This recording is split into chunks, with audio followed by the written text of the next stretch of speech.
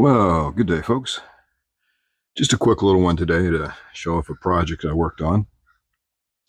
I had bought this house a few years ago, and a few items came with it.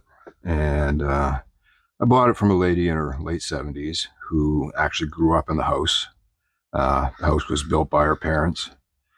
And so there was a lot of older items she left behind. And one was a old little hatchet. And it's kind of kicked around my shop for a while. And I decided to do a little resto project on it, maybe do some modifications. So today we're jumping on that tag. Wow, look how dirty my hands are.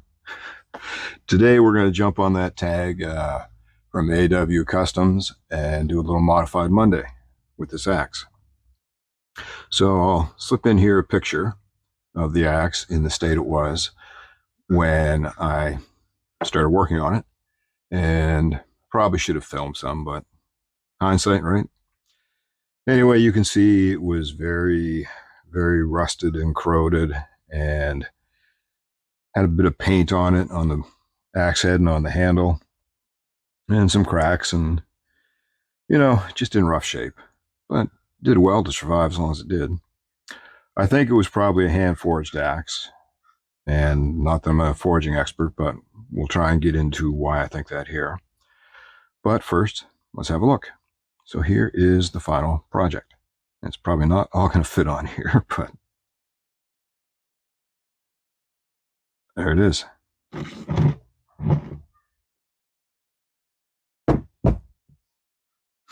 So obviously I cleaned up the head, and I first gave it a good scrub with some rust remover and a Brillo pad to get all the rust off the surface. And that still left some of the patina and corrosion on it. And I'm sneaking a little picture in here somewhere of the two sides. One side touched up, one not.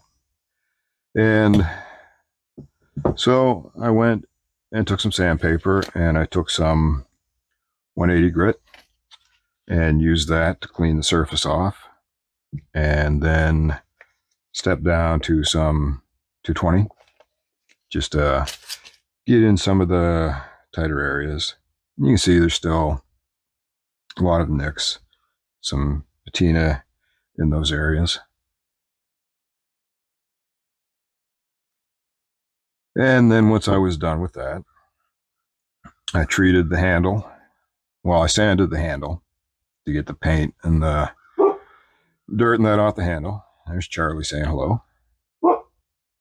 And then I treated that with linseed oil. And then I took some leather and I did a choke wrap. And unfortunately, I just had, again, that cheap, thin, like furniture leather. So what I did was I did an original or an initial wrap here, and I glued that down with JB Weld. And then I did an overwrap and stitched that. My stitching is getting a little better. And then I took some leather cord and I did a handle wrap and drilled a hole, put a little lanyard on it. And then I treated that with some beeswax. 100% organic, all natural. Canada made. So that's still drying a bit. And then I reprofiled the edge, took the nicks out, did the best I could with that. It's got a nice edge on it. I doughed it as paper cutting sharp, but you don't necessarily want that with an axe anyway. But just for giggles.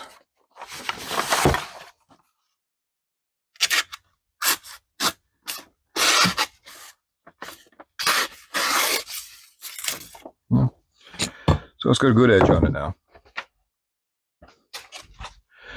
The axe itself measures full length 13.5 inches. So it's not a big fella.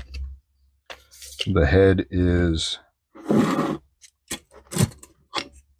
apex, about 5.25, and the blade surface, the cutting edge, is about 3.25. So it's a small axe, more like a kindling axe or something like that, but I figure it's a nice size carry just to pack back in the woods. Maybe I'll get some tougher leather and make just a little belt sheath for it, like just a belt loop that I can just hang it off my belt. But it would lash nice to the bottom of a pack too. So overall, I'm happy with it. I think it'll make a good one to carry this fall in the woods. Now, I did mention that I thought it might be hand forged. And that's just, again, like I say, I'm no expert, but there's a lot of unevenness with it. If you look at the back here, like you got a taper in here. If I can get you to look at the top, you can see on the top, it's very uneven. I mean, maybe it was just a poorly made axe head, but I mean, it's survived, I think, a lot of years. Like I said, the lady I bought the house from was in her late 70s, and she grew up here with her parents. They built the house, so I have to assume this was her father's axe. But you can see it's quite a bit thicker here than it is here. And your taper here is very uneven. But there's no maker's mark of any kind on it. You can see almost like pound marks here. Oh, I could be completely wrong, but like I said, I couldn't find anywhere's a maker's mark. But that was my project of the day. Maybe we'll take it outside and see if we can cut something with it. Okay, let's give her a try.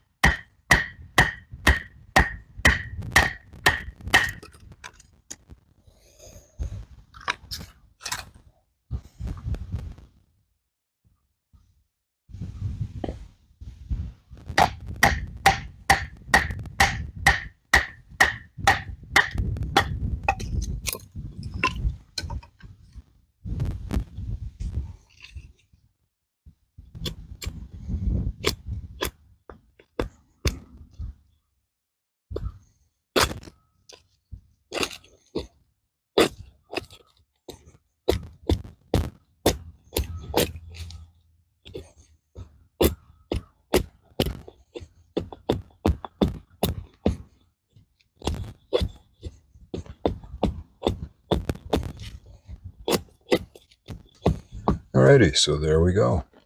It will do axe stuff. That was an old hard chunk of maple. So I gotta start doing these videos where I cut baton and stuff. I gotta find some better, softer wood. That gets to be a lot of work. Anyway, folks, that's it. I just wanted to share that with you for Modified Monday for AW Custom Designs. And go check out his channel. Man does some great leather work, and he finds some really good knives. I wish I had pawn shops and antique shops around here like that, because we get nothing like that around here. So you want to see some good knives and some awesome leather work and stuff, go over and check out AW Custom Designs. Anyways, hope you all have a great week. Hopefully your Monday's off to a good start for the week, and we'll catch you all in the next one. Take care.